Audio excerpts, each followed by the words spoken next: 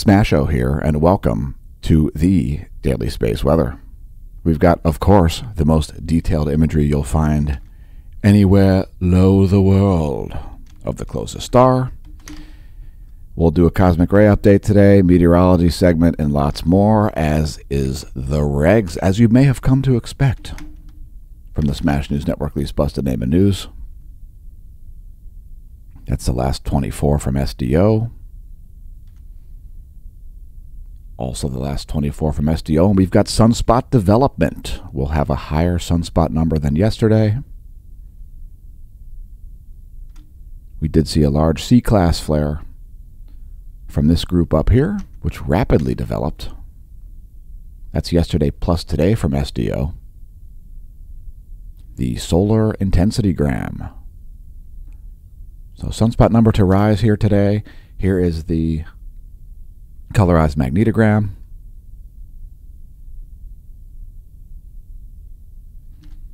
And let's talk volcanoes. So we always wonder what's erupting on the channel, so we do a rundown. Today, 13,000-foot ash plume from Shivaluch on Kamchatka. The Kamchatka Peninsula exploding.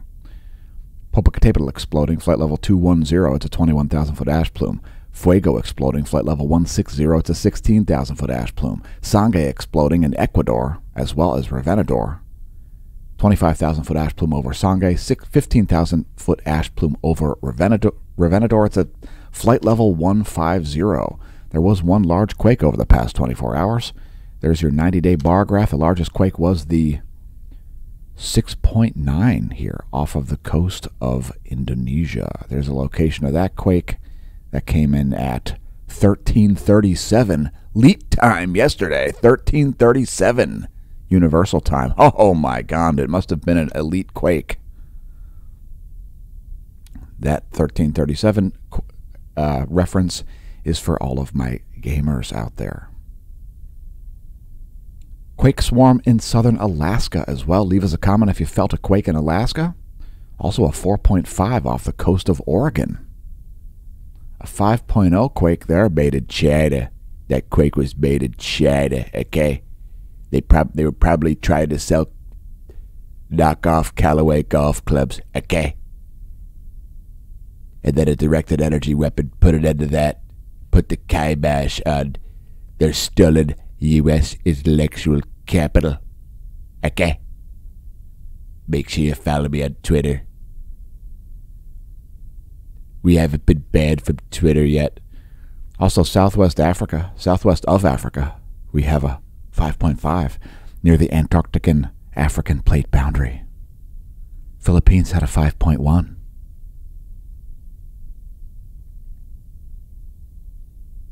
And so quite a bit of quake activity here over the past 24, including that large 6.9 magnitude earthquake off the coast of Indonesia. There was also a 4.5 in China. That quake was made in China. If that would have been a quake in the U.S., it would have been the most amazing, the most beautiful, the most spectacular earthquake you ever saw. But instead it was made in China. Okay? Probably made in a lab in China. So here's the sun. And speaking of things to be scared and spooked of, oh no!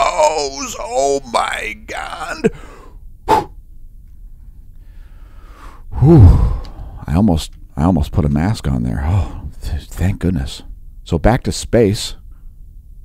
Here's the closest star. Thanks for stargazing with us here as we cite facts. The past 24 hours from SDO looked like this in the extreme UV wavelength of 171 angstroms. The lower corona there, ionized iron. Here we've added 335 angstroms. For your viewing pleasure. Number 1, I order you to refrain from taking a number 2 in your pants. Engage. 10.7 centimeter radial flux is down at 116 solar flux units. Check it out, 116 on the 10.7 centimeter radial flux. There's the 1-year chart of that. It's the black line.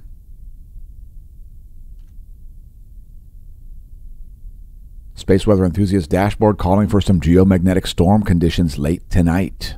and also early in the day tomorrow, Universal Time, expecting a KP5, a G1 geomagnetic storm caused by the coronal hole that we see in the southern hemisphere. We'll get to it. First, Earth's magnetic moment from space, something else to be scared and spooked about. Oh, no, the Earth is a magnet. Oh, my God. Somebody who doesn't understand astrophysics or magnetism told me on YouTube that it's very scary. Oh, noes. The magnetosphere. I'm frightened of it. I'm frightened of it, the galaxy, stars, planets, and my own shadow. That's the last 4 hours, Earth's magnetic moment from space. Here's Earth's magnetic moment from the ground. And oh, noes. Changes to Earth's B field. Oh, what am I going to do? Oh, noes. One day in thousands of years, my compass might point in the opposite direction. Oh, my God, I got to prepare for that in thousands of years. Got to be prepped for the geomagnetic pole flip. Pardon my sarcasm. That's the last 4 hours of Earth's magnetic moment from the ground. KP index has been up to 3 since late yesterday afternoon, yesterday evening, Universal Time. Now it's down to 1.33, planetary K-index, a measurement of global geomagnetism. And let's take a look at the real-time solar wind. We do see some indications of a rather weak coronal hole wind stream here. Density only made it up to about 16 protons per cubic centimeter. Speed only made it up to about not even 400 kilometers per second, it looks like. 392. So almost 400 kilometers per second. Doesn't look like a very geomagnetic storm-inducing coronal hole high-speed stream yet. It's barely even high speed at 362 kilometers a second. Solar wind density 6.18 protons per cubic centimeter. There are your GOES magnetometers over the past 3 days. Just trying to gain control of my own peripherals. Those are the GOES magnetometers, and let's take a look at the heliospheric current sheet. There is a North Pole current sheet headed this way, and guess what? It's not going to end civilization. We are still waiting to see the North Solar Polar Field leave the North Heliographic Pole. You can still see it hanging out there. So that has got to leave long before solar maximum. So we've got a long way to go, folks. There are people out there claiming that it's a grand solar minimum, that we're already at solar maximum, and so on. It's just simply not true. It's not sussed out by the data. Data mail. Here's our line of sight field plot. And yeah, again, it's shaped like a triangle, so that's something to be very scared and spooked of also. Oh my God, the solar B field is shaped like a triangle. It means Led Zeppelin's going to take over the universe. The album Zoso will be translated into the Bible or something. Because shapes, everybody knows shapes are very scary. Continuing on to our coronal hole section, we do have this very well-defined, gigantic coronal hole in the southern hemisphere. And we've got some North Pole coronal holes rotating in the northeast. Here's a close-up of that southern coronal hole there of South Pole magnetism. And there are lots of protons streaming out of that. Let's zoom out and drop the 193 angstroms wavelength for our 24-hour SDO 211 angstroms wavelength video. Check it out. You can actually see a transverse wave happening here.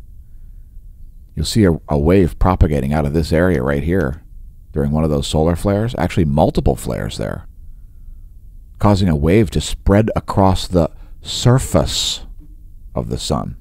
So, yes, I said it, surface. Is that too controversial? Yes, the sun has a surface, folks. If that makes you angry, leave us a comment. I will not be offended. Next, moving to sunspots. So we've got this new named group here, 3150. I think we talked about it yesterday. It's been the most active region. And we do have increasing complexity for these groups in the east as well. So they're becoming more likely to produce solar flares. And thanks for leaving comments to our Twitch viewers. So here's the last 24 in SDO magnetogram. Again, we do see a little bit of increase in solar activity here as we've got some alpha sunspots turning into beta sunspots. Beta sunspots.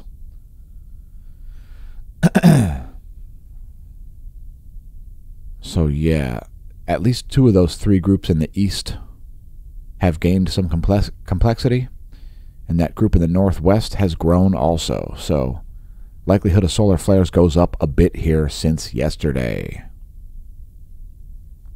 Let's get a move on here because we've got lots more to cover, like our energetic particles update. No spikes in the proton flux there.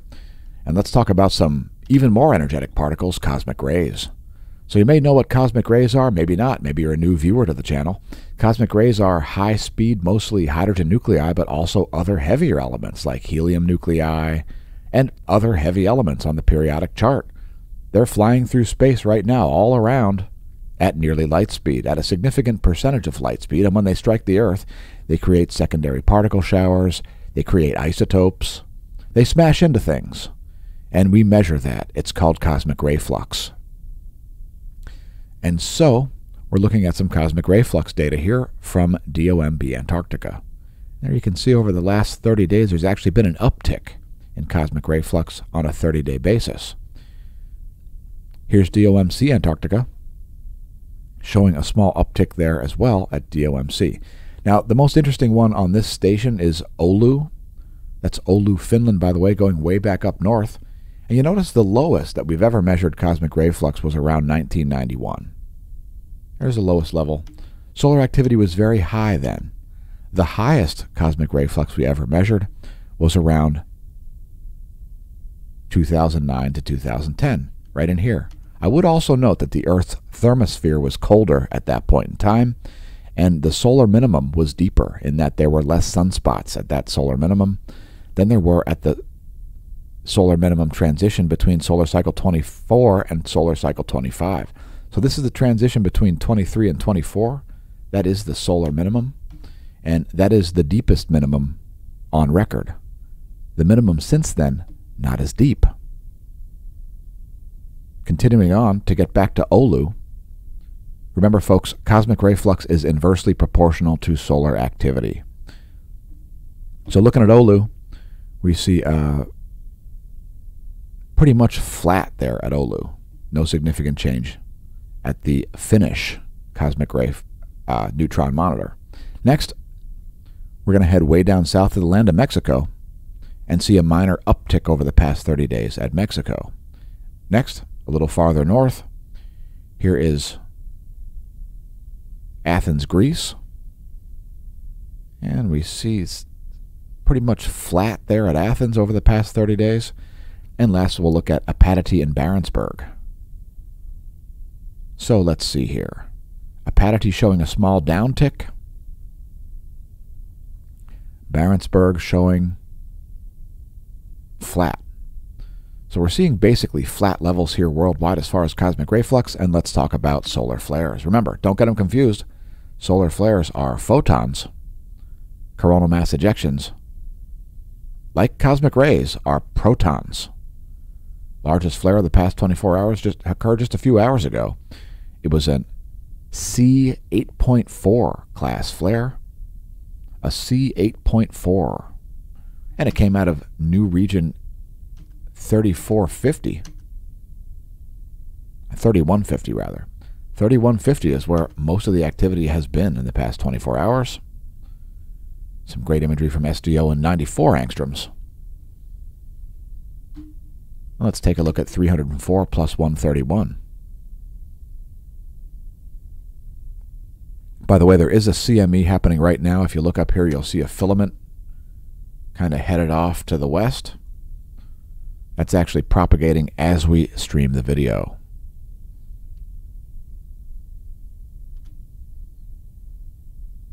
Next, the star chart. We're always interested in what's going on over our head. And we've got the moon up there, the Mars setting in the west as Cygnus swipes across the northern horizon. It'll be rising here shortly, in the next couple of hours. And here's your solar system forecast. Let's do the 1 week. Here's where things will be in a week. We'll have a crescent waxing moon by then.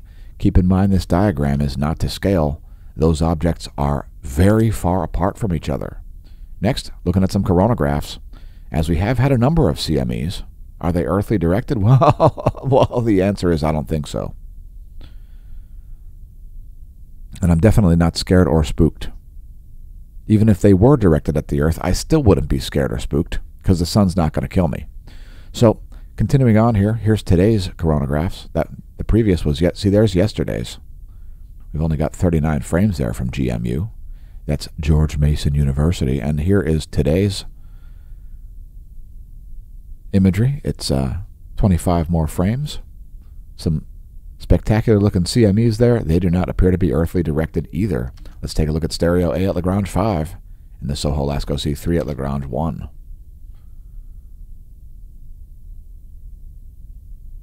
So no, indeed, those are not Earth-directed CMEs. We got a bunch of missing data there on the stereo A coronagraph. A little more complete picture of things on Soho Lasco C3, which we will show you a great composite of here next.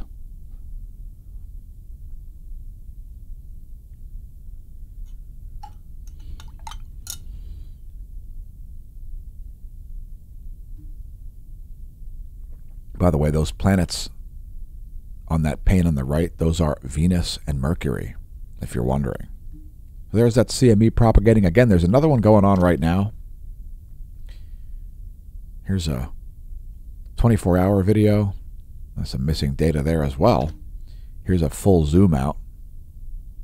There we've got some great imagery of those CMEs. Again, don't get them confused, folks. CMEs are gas. They are mostly hydrogen nuclei. Ionized hydrogen particles, yes. Those are coronal mass ejections.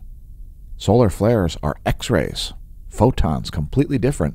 That's electromagnetic radiation.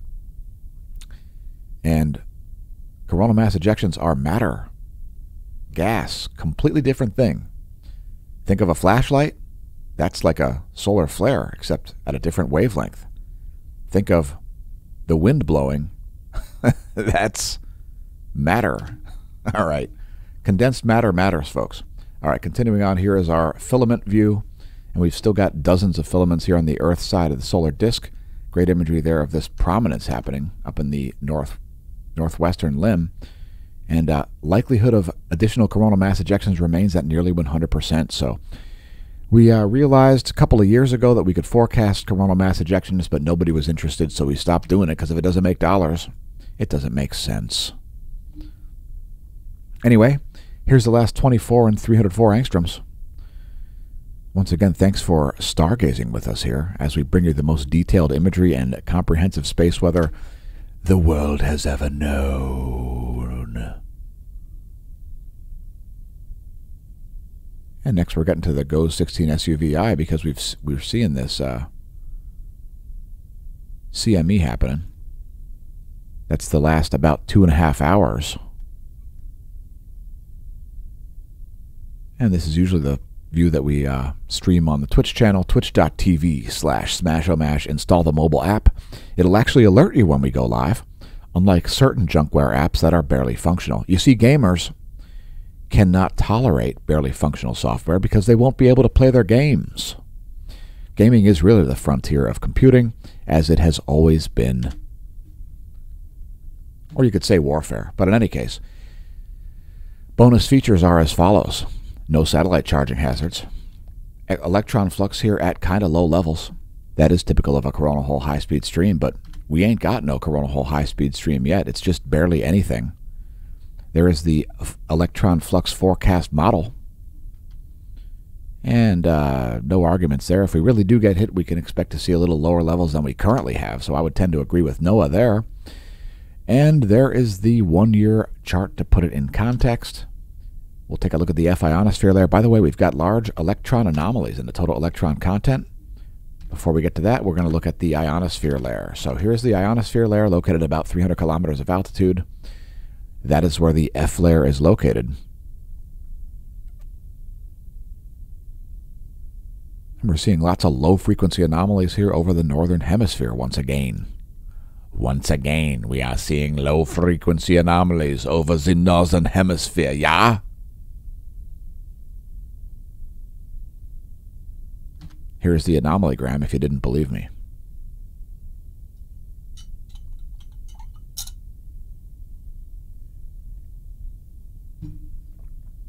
You see all those red blobs? Those are low-frequency anomalies. That's anomaly in megahertz from a 30-day median. Europe, the North Atlantic, North America, the North Pacific, Oceania, Asia, all seeing low-frequency anomalies in the ionosphere layer.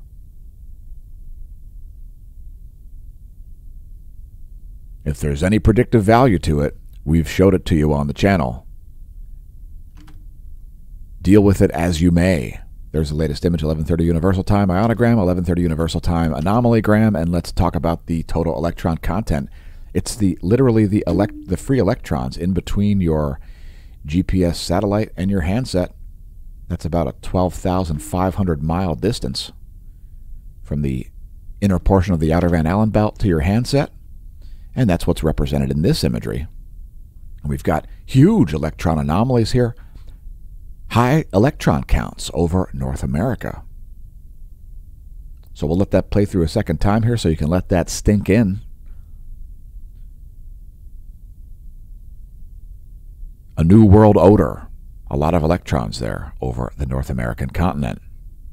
Let that stink in. A new world odor. A new world odor. And here's the latest image of total electron content from the Australian Bureau of Meteorology.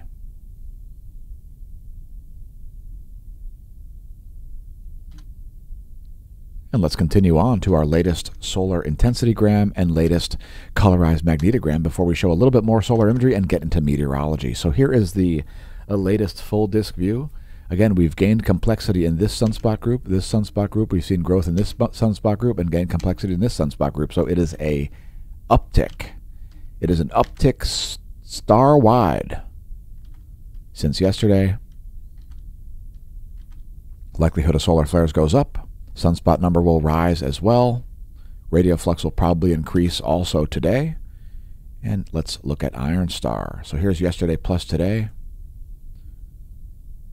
That is iron star. Three frequencies there, 3 wavelengths of ionized iron. That's the extreme ultraviolet spectra. 335 angstroms, 193 angstroms, and 94 angstroms. Keep in mind they are in different colors for this composite. The 335 is actually green, the 193 is actually blue, and the 94 is red. Because keep in mind the extreme ultraviolet wavelengths are not visible to the naked eye. They must be. Yes, if you're thinking it's CGI, it is. All digital photography is CGI. And let's continue to our meteorology segment because, well, I'm a wave chaser. What about you? Let us know in the comments. Are you a wave chaser? We're always interested in your wave chasing activities. So today I've sought out the largest waves in the planet. And they are located here, near the Drake Passage. And they're pushing 28 feet. We've also got some big waves in the North Atlantic. 25-footers up there. Also the North Pacific has got some pushing 26-foot waves. And we always like to showcase some of the different features available on nullschool.net's great Earth-Wind map. It's just splentacular. You can even put up forecasts on there. We won't do that. We'll just look at the current data. These are the surface winds of the eastern world. These are the jet streams of the east. How about the jet streams of the Americas? Well, we've got it. There you go. Canadian air being blasted down into the central U.S. and the Rockies. It's cold times for most of the U.S. at the moment as the jet stream controls the weather. Here are the surface winds. Huge onshore wind there around the Texas coastline. Surface winds of the central world, like Europe, Africa, and the Middle East, are looking like this. Here are the jet streams of the central world, and let's get to some more information. There you go. There's the clouds and fog over the Americas. That's the 3.9 nanometer radiation satellite. Yes. Water vapor. It emits radiation. This is one of the infrared bands that it emits. It allows us to see clouds and fog even when it's too dark to use the visible satellite. Continuing on to our weather.gov map, if your county's lit, click your county. Here's the key. And what the heck? What do we have there? A flood advisory on the east coast of the big island of Hawaii. And some gale warnings. Maybe some great surf around the Hawaiian coast. Again, I'm a wave chaser. So looking at some forecasts here, what do we see here? What are those there? Those are lake effect snow warnings, and there is some major snow falling around the Great Lakes region, especially the eastern Great Lakes. Again, if your county's lit, click your county on weather.gov. Are those winter storm warnings east of Lake Michigan? So let's check out your GFS positive snow depth change here. That is change in inches. You can expect over the next 72 hours an additional couple of feet of snow there in parts of New York especially. Some very concentrated snow there falling in some very specific areas. And also Texas to get some snow. Central Texas there. Not exactly a common thing there. That is the 72-hour GFS positive snow depth change forecast. Let's take a look at the pressure and precipitation forecast. So some of that cold air making it all the way down into central Texas, going to turn some of that precipitation into the white stuff. Expecting some snow to actually accumulate there.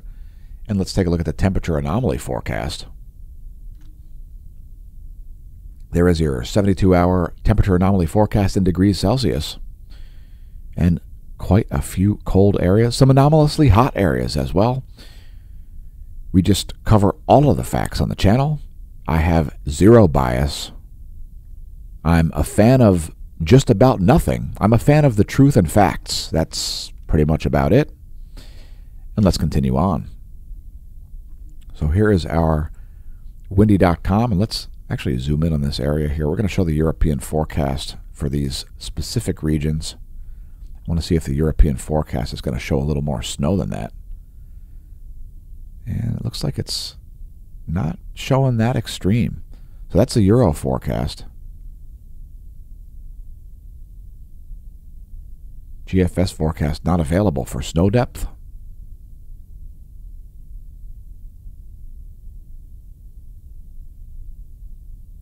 But the Euro forecast is indeed showing some snow for Texas. So there you have that.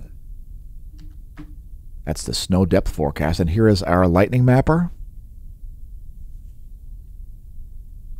If you're wondering where the teeth of the storms are,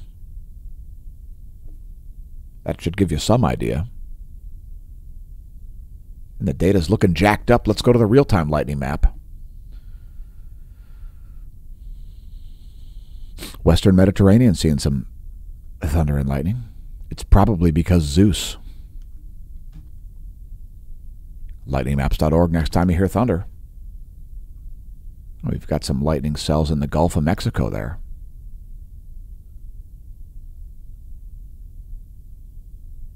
Yes, it will calculate thunderclaps.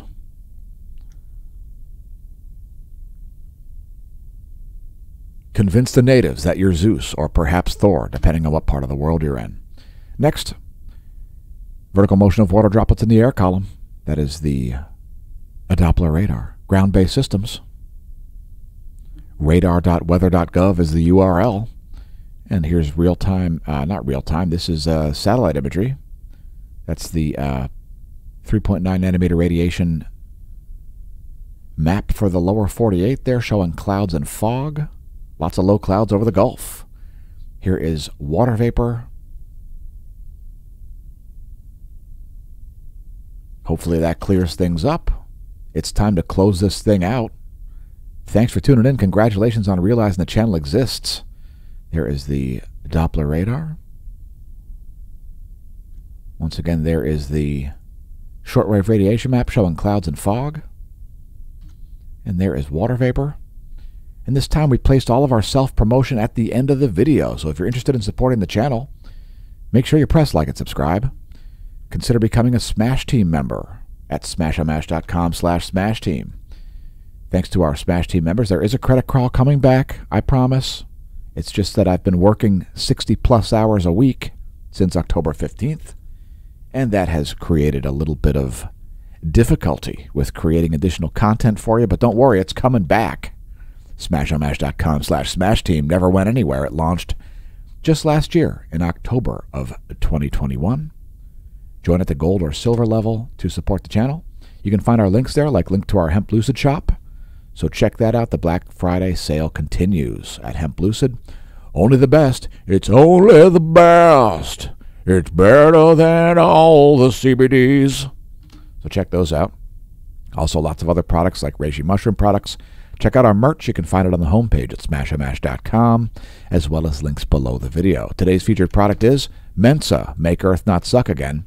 It's up to you. There are a lot of pathetic channels on YouTube that are making Earth suck harder.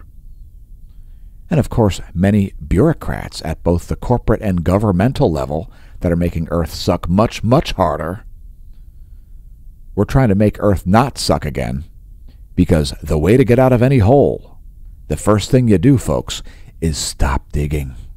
So make Earth not suck again. Tell your friends and foes about that. It's got our .org chart. It's got our .org URL on there, which will, by the way, direct you to smashomash.com. And welcome to the Neo-Renaissance. Yes, we're writing a paper explaining plausibly the solar sunspot cycles and solar polar field reversal cycles, because in the realm of science, sometimes you enter a rabbit hole, ask questions, and obtain answers to questions not asked.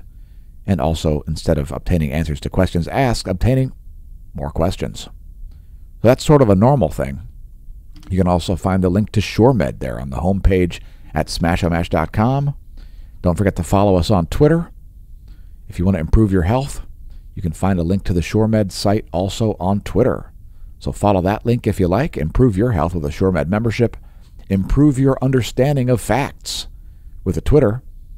And for all of you YouTube folks who refuse to join Twitter, I'll share a tweet with you. I like how the bar is incrementally lowered. First, Elon Musk is going to, quote, restore free speech and fix Twitter. Now let's debate on whether Elon Musk can keep Twitter running. I find it hilarious, and I find it to be a crock of... And it's all nonsense. Complete, total, and utter nonsense. If you enjoy the content, press like, press subscribe, press share on YouTube. And if the page ever loads, I'll be more than happy to show you the YouTube channel. And what the heck is going on here? Now it's going to play music. And let's pause that. Press subscribe, press share, etc. Tell your friends and foes about the channel. We need you to promote it since YouTube doesn't seem to be doing so. You know, facts are so 2019, folks. So in any case, thanks for tuning in once again. I've been your host, Dan, a.k.a. Smash-O-Mash, signing off from the Smash News Network, least busted name in news, and may that solar wind be at your back.